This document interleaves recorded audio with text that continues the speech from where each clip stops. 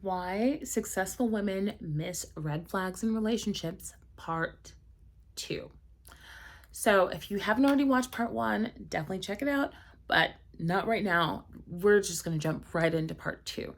So, the whole point of this series is to help the women in this community and all the women who are coming to this community understand why your success is not armor. It doesn't protect you from making bad decisions in love.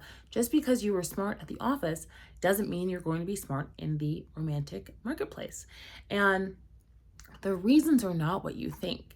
And because they're not what you think, it's harder to plan for them. So we're going to get into it today. And just in case you don't know who I am, hello, I'm the Glow Up Guru. I help high achieving women negotiate power, success, love on their terms. My passion is helping women create lives that feel as good as they look. So if that's something you're interested in, make sure that you subscribe to this channel because that's everything I'm going to be talking about. And in this series, I'm talking about my advice as a former divorce attorney, as a daughter, as a friend, as a sister, and the things I've seen over and over and over that have sabotaged high achieving women when it comes to love and dating because of their lack of understanding of what actually motivates men and how they make decisions when it comes to life partners. So jumping right in, I talked about reasons 1 through 3 in the last videos. So let's jump in with reason number 4. Number 4 is she sees potential instead of reality. So I am going to be looking at my notes because I don't want to miss anything. But here's the deal with potential. Potential is a function of receipts, not the imagined future. So the way that you accurately evaluate potential is you look at this person's track record of keeping their word, okay? So I just want you to remember that. Someone put it in the comments. Potential is about receipts, okay? So you evaluate potential by looking at how well they keep their word. When they start things, do they have a habit of finishing them or a habit of not finishing them? And a lot of times, unsuccessful people will blame their, frankly, lackluster track record of failing to complete things on circumstances around them, but it's actually a habit. And everybody who is successful knows that sometimes you have to try again. And the people who aren't successful, they give up. So because of seeing the potential in one area of life at work, she thinks that she can translate it to, oh, well, I know about the times where I had to try, where people gave up on me, and I don't want to do that to him. But it's different. When it comes to romance, men are hunters. They hunt, they go after what they want, they don't make excuses. And if you aren't what they want, then they're going to be less than motivated about seeing through their plans to completion. And so what a lot of women will fall for is, well, he says he's going to, well, he really wants to, well, he's dreaming about, well, he's talking about, well, he's looking for a job. What happened when he had the job? Does he have a history of negotiating promotions and raises? Does he stay places a long time? What is his relationship with either his family or the people he calls his family? What are his receipts? His receipts will tell you everything you need to know about his potential. So look at what he's done in the past and think about it in the way that you would evaluate whether or not to invest in a stock, right? Like, what is going on in the marketplace? What has happened in the past? What is the company's leadership like? How financially disciplined are you? Those are all the things that you look at before you invest in the stock market, right? Well, same thing with the man. Look at the past. Look at his receipts. Look at what he's done. That will tell you what you need to know about his potential. Number 5 is she's comfortable handling pressure. The most toxic relationship I have been in my life was the one I was in while I worked at Goldman Sachs.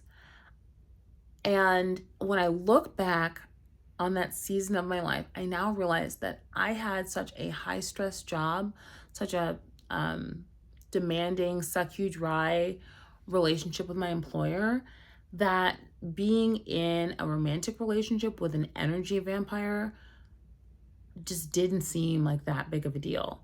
Like when I think about what I went through with that man, like there's literally no way I could do it now. Like I'm certain there is no way. But when I was in a high pressure cooker situation, dealing with toxicity, negativity, it was like no big deal. It was like, yeah, he's toxic, but water is wet.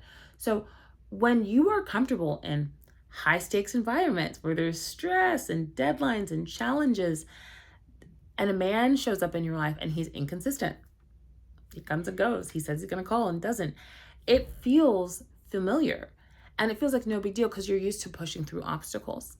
And so, again, what works in one area of your life may not work in others. That same drive and push that is making you crush it in your career can actually be causing you to do things that sabotage a man's ability to fall for you, right? Because what makes a man fall for you? Standards, boundaries, requirements, expectations. So if he knows he can get away with anything with you, he's bored. Think about if you know anyone who's a really big sports fan, and by anyone I mean anyone male, what happens, like it could be their favorite team playing, but if they're in the fourth quarter and a team is up by 20 points, 30 points, and there's not much time left in the game, what happens? They stop watching. It's boring. It's not exciting anymore. But if a game goes into triple overtime, they can remember exactly what happened 10 years later. That's what I'm talking about. You want to be exerting the pressure, not the one dealing with the pressure.